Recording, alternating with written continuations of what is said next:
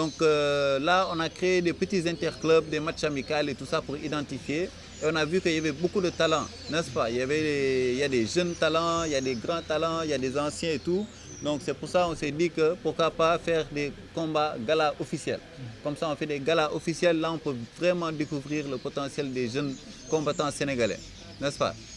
Et aussi montrer aux gens que tu n'as pas besoin d'aller en France ou aux États-Unis ou quoi que ce soit pour aller combattre. Au Sénégal aussi, tu peux avoir ta chance et puis avoir du succès, n'est-ce pas? Donc c'est vrai que les autres pays, ils sont déjà beaucoup plus avancés que nous. Moi, je viens de là-bas, mais bon, le but, c'est de aussi ramener cette expérience-là ici au Sénégal et s'entraider, n'est-ce pas? Donc, le 19, en termes donc, à l'événement, on s'attend à voir les meilleurs jeunes combattants sénégalais aujourd'hui dans ces disciplines-là, que ce soit le Muay Thai, le MMA ou la boxe anglaise. C'est la Fédération sénégalaise de boxe et disciplines associées qui coiffe tout ce qui est arts martiaux au niveau du Sénégal. Et si on voit un jeune qui a des ambitions pour développer l'art au niveau du Sénégal, je pense que c'est un devoir pour la fédération de l'accompagner. Merci. Bon, c'était un peu difficile, hein, mais j'ai eu l'aide des coachs. Donc, on a un des promoteurs de boxe anglaise. Donc, lui, il a confirmé les combats de boxe anglaise, M. Lucky Luke. Et aussi, je communiquais beaucoup, comme j'ai dit, avec coach Daouda Fall. Donc, aussi avec coach Daouda Fall, il m'a confirmé la plupart des combattants ici. Donc, on a fait un travail d'équipe. On a fait un travail d'équipe vraiment. Et puis, j'ai communiqué avec tout le monde. Donc, c'est pour ça que c'est devenu facile. Parce que, comme on a dit, si je voulais faire tout moi-même, je ne pouvais pas. Comprendre. Mais il fallait que je contacte coach Daouda Fall, coach Insa, coach B, coach Belé. On fait un réseau de coachs. Non, honnêtement, c'est juste que ça manque au Sénégal. Il faut manquer. Donc, c'est pour ça, mon seul but, c'est des événements comme ça régulièrement durant l'année au Sénégal. Comme ça, là-bas, si nos athlètes, ils ont 3, 4, 5, 10 combats amateurs, ils auront assez d'expérience pour décrocher des contrats partout en Afrique, partout dans le monde. Tu comprends? Mais il n'y a pas cette plateforme-là pour qu'on puisse les voir. L'interclub, ce n'est pas assez. C'est bon pour découvrir un ou deux gars. Mais les combats, là, on va voir. Parce que, disons, tu as des grands combattants, peut-être, Ibra, il y a les Tidjane, il y a Essamay ici. Eux, ils ont besoin de ces grands stages pour se battre. N'est-ce pas? Les interclubs, sûrement, ils en ont fait plein. Maintenant, là, ils ont besoin des plateformes un peu plus grandes pour briller. Ouais. Salam alaikum. Je suis Serigne Saliou Thiam. Non de combattant moi Essamay. Je suis commencé à faire armation en 2010. Makhtar mu may togn légui sax dima laaj né bëgg na xam na la joggé ci basketball ba ñëw ci armation. C'est grâce à Idrissa Camara, Mermoz Boxing Club. Juste dafa amone sama koñ ay boy ñoon door ma ñëw di len jappalé xam nga. Affaire de mbedd la quoi, mu gis ma laaj ma dama def armation ma ne ko non non. Par la suite, si la ma invité Salam. Ma commencé dem Salam, je suis tombé amoureux des armations. Loolu mo yak sama carrière basketball, sama wa kër ñëpp méré ma. Ma def kickboxing laa def ak boxe anglaise de 2010 en 2014 si loolu laa concentré woon. Par la suite si la xamanteeg maître Insa Diop mu yóbbu may def apkido. Apkido nag ñun boykaa mi xam nañu si apkido bi ñuy compétir amul lu ñu deful si apkido amul médaille bi ñu si amul boykaa mu ngi nii ji ma dégg xam na bu baax li may wax. dem ba ci ba amatuñu adversaire si apkido bi parce que apkido premier round pied-point la deuxième round pied-point combat au sol.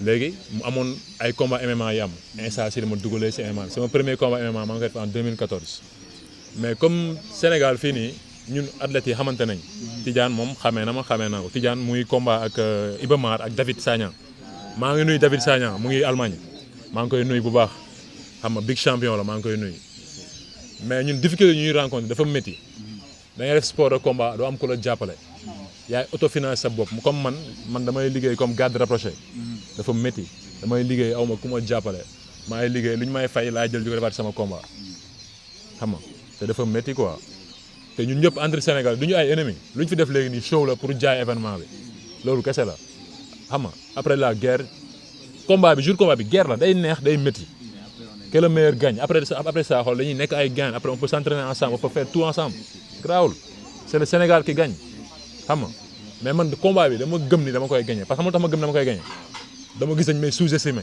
et j'aime qu'on me sous-estime. Je suis un homme de défi. Bonjour, je m'appelle Ibrahim Ouad, je suis combattant de MMA. Donc j'ai commencé par la boxe anglaise et après je me suis mis au MMA. Et là je suis rentré au Sénégal pour m'entraîner en même temps et voilà, vouloir combattre dans mon pays, devant mon peuple. C'est un grand plaisir, je remercie tout le monde, Maktar et toute la fédération et aussi à mon adversaire d'accepter ce combat. Voilà, c'est un champion comme il a dit.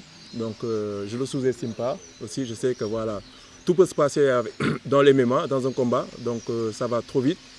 Donc j'espère juste qu'il est bien préparé parce que le jour J, voilà, ce sera une grosse guerre pour lui. Le combat représente quoi pour toi? Le combat, déjà, c'est une fierté et c'est un plaisir de combattre. Parce que c'est la première fois que je combatte devant mon public. Donc ça va plus me motiver et aussi ça va motiver aussi les jeunes parce qu'on veut mettre à l'avant le MMA au Sénégal. Parce que tous les pays africains, le Guinée, le Congo, la Côte d'Ivoire, le Nigeria, ils ont tous des grosses organisations. On aimerait aussi voir ça au Sénégal. Donc comme il a dit le président, donc on a déjà la lutte sénégalaise, lutte avec frappe, qui est une grosse base dans le MMA, qui est très important. Donc il va falloir juste qu'on explique aux Sénégalais qui voient que le MMA, on peut former des champions. Il y a PFL 25 qui arrive, on peut avoir des combattants sénégalais qui combattent dans cette organisation et à l'UFC ou dans d'autres organisations. Donc moi, franchement, j'encourage Maktar et je le soutiens. Et voilà, on fait tout notre possible pour que voilà, qu'on aide aussi la jeunesse pour aller de l'avant, pour trouver cette motivation. Et aussi la fédération et le ministère qui aide aussi les jeunes à mettre parce que ce n'est pas donné à tout le monde de s'entraîner dans une salle de MMA, de mettre à disposition des structures comme des salles de MMA ou aussi des subventions pour les salles et tout, pour que les jeunes puissent y accéder. C'est ouvert, c'est un sport qui est ouvert à tout le monde. Donc c'est vraiment un plaisir. Et le jour J, voilà, les Sénégalais ils vont voir, ils vont découvrir, ils vont savoir que voilà, ça reste de l'ambiance, ça reste du show, ça reste du spectacle. On n'est pas des ennemis comme il a dit SMI. On est en premier aussi des Sénégalais, on est des adversaires, on n'est pas des ennemis. Mais le jour J, il y aura pas, quand l'arbitre fermera la cage, il n'y aura pas d'amis ou quoi. Donc on va faire la guerre, on va faire tout le nécessaire et je le gagnerai. Après, je l'inviterai à manger ou je le tabasse et après, voilà, on va voir ce qui se passera. Il n'y a pas beaucoup de compétition dans ce pays, surtout notamment en MMA, ce que je fais depuis 2015. On s'entraîne du lundi au lundi. On a envie, on a hâte de montrer aux gens pourquoi on s'entraîne, comment on s'entraîne, le fruit de nos efforts, le fruit de qu'est-ce qu'on travaille chaque jour, du matin au soir. Donc ouais, j'ai hâte de montrer ce dont on est capable, sachant que là c'est un combat de MMA, de Muay Thai. Je vais pouvoir démontrer mes capacités de strike, et parce que c'est quelque chose que j'ai travaillé pendant longtemps et je pense que de base, je suis un striker à la base avant d'être un grappler. So, ça me fait plaisir de retourner aux sources et de pouvoir montrer aux gens, surtout au Sénégal, à la famille, aux gens autour, aux Sénégalais, que Sénégal Tamit, on peut s'entraîner au Sénégal. Oui, oui, j'ai un combat normalement en novembre en Gambie pour l'organisation Tribe. J'avais déjà fait un combat en janvier que j'avais gagné par soumission. Et justement, je n'ai pas eu l'occasion de montrer aux gens comment j'ai travaillé mon striking, comment j'ai travaillé mon Muay Thai. Et là, ce sera l'occasion pour moi de démontrer ce que je sais faire et de montrer aux gens de quel bois je me chauffe. Et c'est ça, c'est surtout pour ça que je suis motivé. Man chaque jour machine lañ may wooye chaque jour maa ngi ci combat saa yi ma yeewoo sama laal ti laale nañ du benn laale nañ xam na bu baax wax bee fi ne nii rek gisoo sañu ma sax siggi xool ma. Non amul woon vainqueur ñaari loxo yëpp la ñuy yëkkati parce que combat exhibition la woon donc ça c'est du unfinished business. moo tax moo tax day tàngate day xam ne dafa war a guerre loolu la war a def ci nopp bi day guerre chaque jour nag dafa war a guerre loolu lay xam nag. non combat bi déggoo li ma la arbitre kay balay ñëw sax man ñu wut si naa ko arbitre balay ne ñëw sax wut si naa ko combat bi mu taxawee laa commencé guerre. non man pour man sac de frappe la rek sama kanam quoi. moo ma gën a neex parce que dañoo laale ma soxla ay qualité am te combat bi lu ma neex la dañ ne Tidiane ne Babacar kon combat bi waru yomb dañu ne Tidiane ne Babacar bu paree nag ñu nekk ci leneen mais nii guerre la waaw man nag maa ngi sant sama gars yëpp di sant sama partenaire xam nga ki mel ni Papi Aydara di sant maison de transfert kii Moussa Seck ak sama gars yi Mamadou Seck ñoom Thierno ñoom Serigne gars yëpp ma leen di sant wax dëgg yàlla gars yi jàpp ci combat baax ñu ngi may jàppale côté bu nekk waaw di sant sama adversaire di sant Matar tamit wax dëgg yàlla sonn na ci dañuy woo di envoyer message patati patata tu vois tous des trucs wax dëgg yàlla je suis très content vraiment ok merci.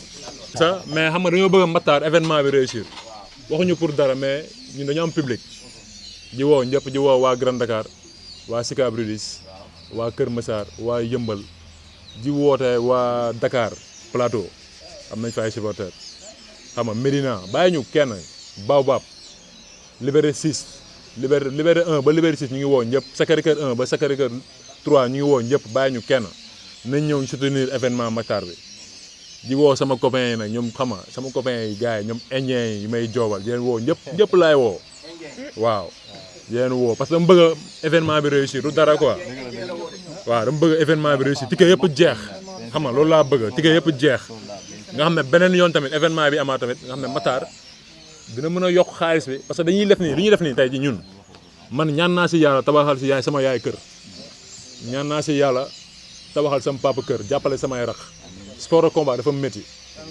métti di ñaan loolu xoolal ñiy def sport de combat yëpp loolu laa leen di ñaanal